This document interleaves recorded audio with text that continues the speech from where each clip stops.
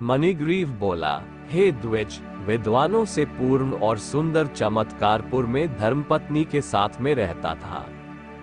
धनाढ्य, पवित्र आचरण वाला, परोपकार में तत्पर मुझको किसी समय संयोग से दुष्ट बुद्धि पैदा हुई। दुष्ट बुद्धि के कारण मैंने अपने धर्म का त्याग किया, दूसरे की स्त्री का सेवन किया और नित्य अपेय वस्तु का पान किया। चोरी हिंसा में तत्पर रहता था, इसलिए बंधुओं ने मेरा त्याग किया। उस समय महाबलवान राजा ने मेरा घर लूट लिया। बाद बचा हुआ जो कुछ धन था उसको बंधुओं ने ले लिया। इस प्रकार सभी से तिरस्कृत होने के कारण वन में निवास किया।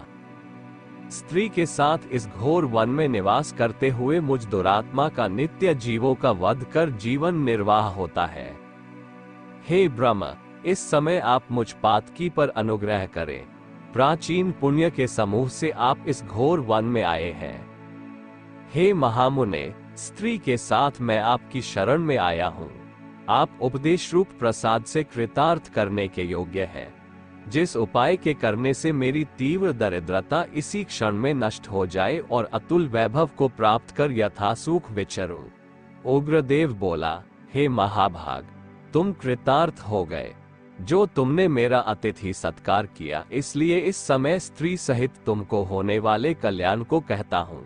जो बिना व्रत के, बिना तीर्थ के, बिना दान के, बिना प्रयास के तुम्हारी दरिद्रता दूर हो जाएगी, ऐसा मैंने विचार किया है। इस मास के बाद तीसरा श्री पुरुषोत्तम मास आने वाला है। उस पुरुषोत्तम मास में सावधानी के साथ विधि पूर्वक तुम दोनों स्त्री पुरुष श्री पुरुषोत्तम भगवान को प्रसन्न करने के लिए दीप दान करना। उस दीप दान से तुम्हारी ये दरिद्रता जड़ से नष्ट हो जाएगी। तिल के तेल से दीप दान करना चाहिए। विभव के होने पर घृत से दीप दान करना चाहिए, परंतु इस समय वन में वास करने के कारण घृत अथवा तेल इनमें से तुम्हारे पास कुछ भी नहीं है। हे अंग, मणिग्रीव, पुरुषोत्तम मास भर स्त्री के साथ नियम पूर्वक इंगुदी के तेल से तुम दीप दान करना। स्त्री के साथ इस तालाब में नित्य स्नान करके दीप दान करना। इसी प्रकार तुम इस वन में एक मास व्रत करना। तुम्हारे अतिथि सत्कार से प्रसन्न मैंने यह वेद में कहा हुआ तुम दोनों स्त्री पुरुष के लिए उपदेश किया है। विधिहीन भी दीप दान करने से मनुष्यों को लक्ष्मी की वृद्धि होती है। यदि पुरुषोत्तम मास में विधि पूर्वक दीप दान किया जाए तो क्या कहना है। वेद में कहे हुए कर्म और अनेक प्रकार के दान पुरुषोत्तम मास में दीप दान की 16वीं कला की भी बराबरी नहीं कर सकते हैं। समस्त तीर्थ, समस्त शास्त्र पुरुषोत्तम मास के दीप दान की 16वीं कला को नहीं पा सकते हैं। योग, दान, सांख्य, समस्त तंत्र भी पुरुषोत्तम मास के दीप दान की 16वीं कला को नहीं पा सकते हैं। कृच, चांद्रायण आदि समस्त व्रत पुरुषोत्तम मास के दीप दान की 16वीं कला की बराबरी नहीं कर सकते हैं। वेद का प्रतिदिन पाठ करना, गया श्राद्ध, गोमती नदी के तट का सेवन पुरुषोत्तम मास के दीप दान की 16वीं कला की बराबरी नहीं कर सकते हैं। हजारों ग्रहण, सैकड़ों व्यतिपात पुरुषोत्तम मास के दीप दान की 16वीं कला की बराबरी नहीं कर सकते हैं। कुरुक्षेत्र आदि श्रेष्ठ क्षेत्र, दंडक आदि वन पुरुषोत्तम मास के दीप दान की 16वीं कला की बराबरी नहीं कर सकते हैं।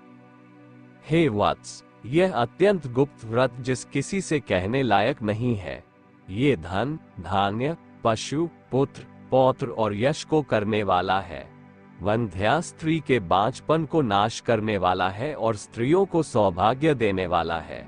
राज्य से गिरे हुए राजा को राज्य देने वाला है और प्राणियों को इच्छानुसार फल देने वाला है। यदि कन्या व्रत करती है तो गुणी चिरंजीवी पति को प्राप्त करती है। स्त्री की इच्छा करने वाला पुरुष सुशीला और पतिव्रता स्त्री को प्राप्त करता है। विद्यार्थी विद्या को प्राप्त करता है। सिद्धि को चाहने वाला अच्छी तरह सिद्धि को प्राप्त करता है। खजाना को चाहने वाला खजाना को प्राप्त करता है।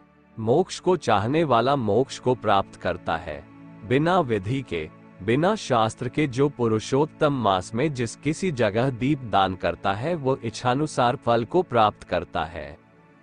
हे वत्स, विधिपूर्वक नियम से जो दीप दान करता है तो फिर कहना ही क्या है।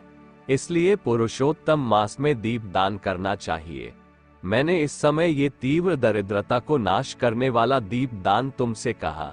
तुम्हारा कल्याण हो, तुम्हारी सेवा से मैं प्रसन्न हूँ। अगस्त्य मुनि बोले, इस प्रकार वह श्रेष्ठ ब्राह्मण मन से 2 भुजा वाले मुरली को धारण करने वाले श्रीहरि भगवान का स्मरण करते हुए प्रयाग को गए। वे दोनों अपने आश्रम से उग्रदेव के पीछे जाकर उनके पास कुछ मास पर्यंत वास करके प्रसन्न मन हो दोनों स्त्री पुरुष उग्रदेव को नमस्कार कर फिर अपने आश्रम को चले आए।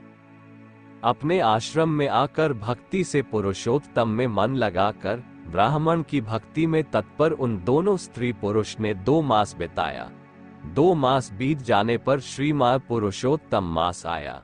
उस पुरुषोत्तम मास में वे दोनों गुरु भक्ति में तत्पर हो दीप दान को करते हुए आलस्य को छोड़कर वे दोनों ऐश्वर्य के लिए इंगुदी के तेल से दीप दान करते रहे। इस प्रकार दीप दान करते उन दोनों को श्री पुरुषोत्तम मास बीत गया। उग्रदेव ब्राह्मण के प्रसाद से शुद्धांतःकरण होकर समय पर काल के वशीभूत हो इंद्र की पुरी को गए। वहां होने वाले सुखों को भोग कर पृथ्वी पर भारत खंड में उग्रदेव के प्रसाद से श्रेष्ठ जन्म को उन दोनों स्त्री पुरुष ने धारण किया। पूर्व जन्म में जो तुम मृग की हिंसा में तत्पर मनेग्रीव थे वह वीरबाहु के पुत्र चित्रबाहु नाम से प्रसिद्ध राजा हुए। इस समय ये चंद्रकला नामक जो तुम्हारी स्त्री है वह पूर्व जन्म में सुंदरी नाम से तुम्हारी स्त्री थी। पतिव्रत धर्म से ये तुम्हारे अर्धांग की भागिनी है। जो स्त्री पतिव्रता होती है वे अपने पति के पुण्य का आधा भाग लेने वाली होती है। श्री पुरुषोत्तम मास में इंगुदी के तेल से दीप दान करने से तुमको ये निष्कंटक राज्य मिला।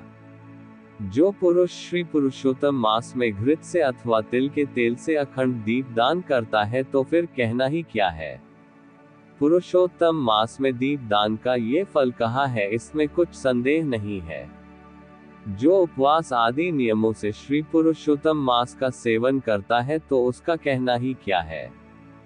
वाल्मीकि मुनि बोले, इस प्रकार अगस्त्य मुनि राजा चित्रबाहु के पूर्व जन्म का वृत्तांत कहकर और राजा चित्रबाहु से किए गए सत्कार को लेकर तथा अक्षय आशीर्वाद देकर चले गए।